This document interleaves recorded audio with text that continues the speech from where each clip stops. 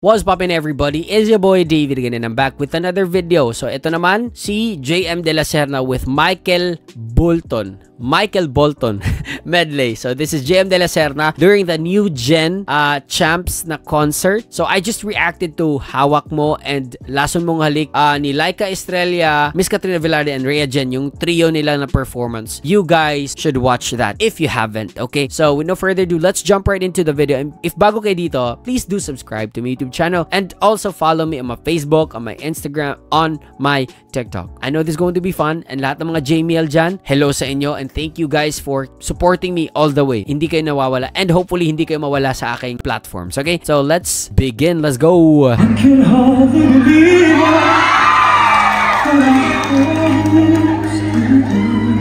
What a strong start!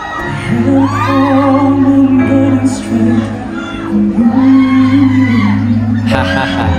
Nice. They said you were leaving, someone swept your heart away. They looked upon your face, I see it's true.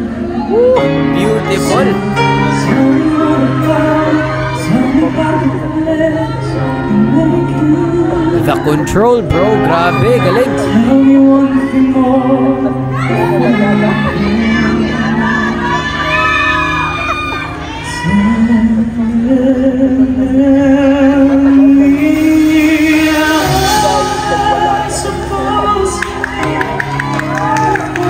Galing ng transition ng placement. Grabe.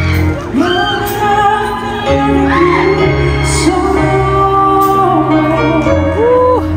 I love it.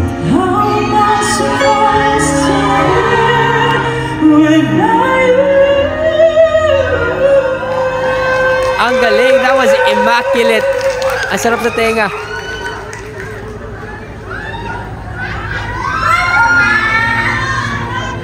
How am I supposed to carry on? And all that I've been living for.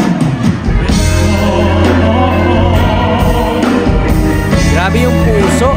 I love it, man. I wanna know the price I'm gonna pay for dreaming. Galing.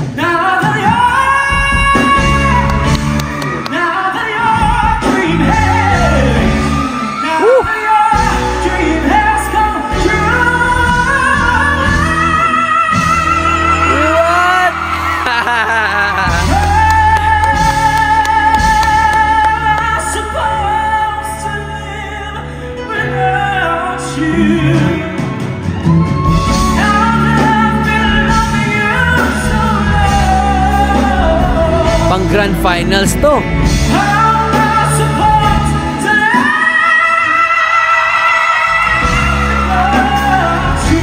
Bro.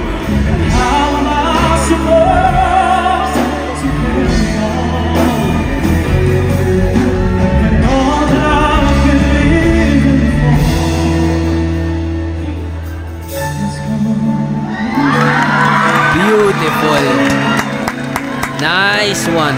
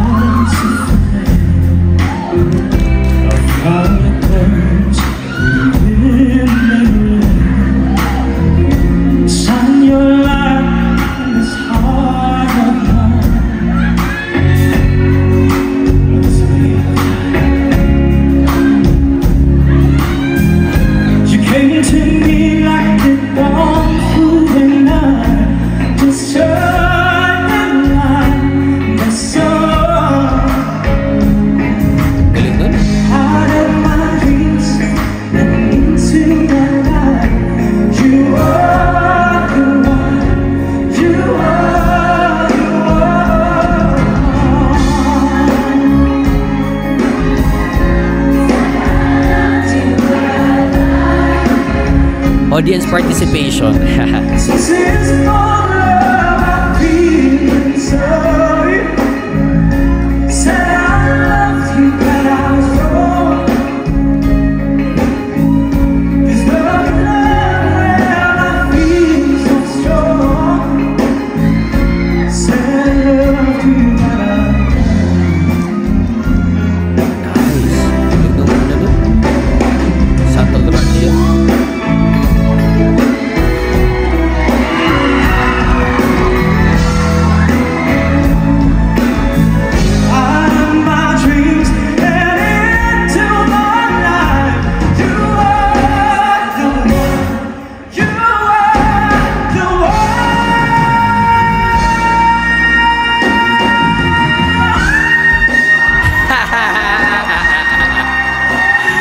Naging trademark na talaga to ni ni JM. Nagulat ang all. Galing.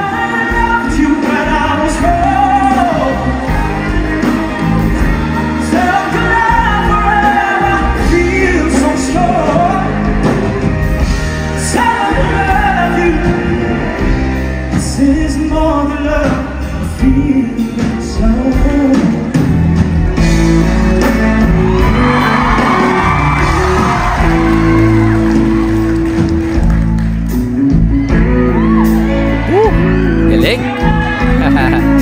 Ganda ng songs. Certain kind of light that never shone on me. I'm all my love to be. So live with you. Kinikilig from start to finish. Kanina pa yan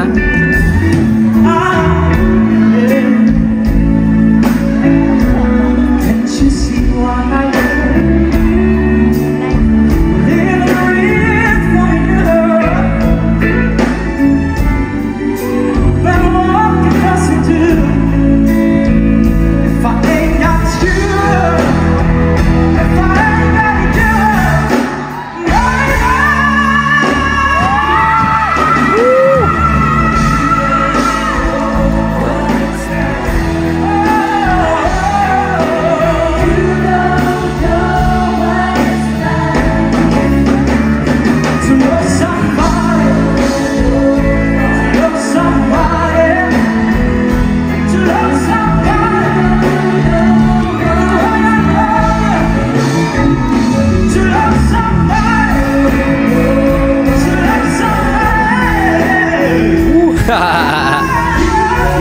galing.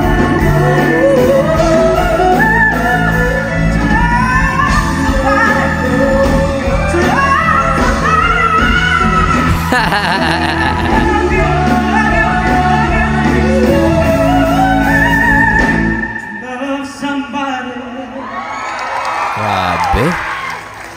to love somebody.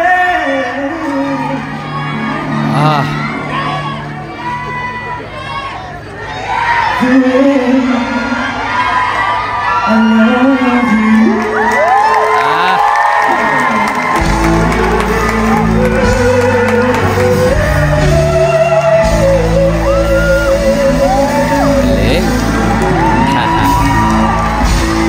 Okay guys, alam nyo ba kung anong na-prove ng performance ni JM na to? Itong specific performance na to, yung Michael Bolton na medley, itong performance na to, he really proved that he belong sa mga vocal athletes dito sa Pilipinas. Not just sa lalaki. Yes, sa lalaki. But in general, no? Hindi lahat ng magagaling na singer sinasabihan ko ng vocal athlete. Pag sinabi mo kasing vocal athlete, ito yung mga vocalista na ang dami nilang technical wise sa pagkanta, ang dami nilang skill, man. Like, dami lang falsetto, whistle note, yung different placements, yung gaano sila kaswabe mag-transition, yung runs, yung gaano ka lawak yung range nila as a singer. Those are the things that you take into consideration, and also the heart while singing. And nakita ko talaga, no, dito sa performance na to, that JM proved that he belong sa mga top artist ngayon. Maybe is still not well known compared sa ibang mga male singers dito sa atin, mga OPM singers, but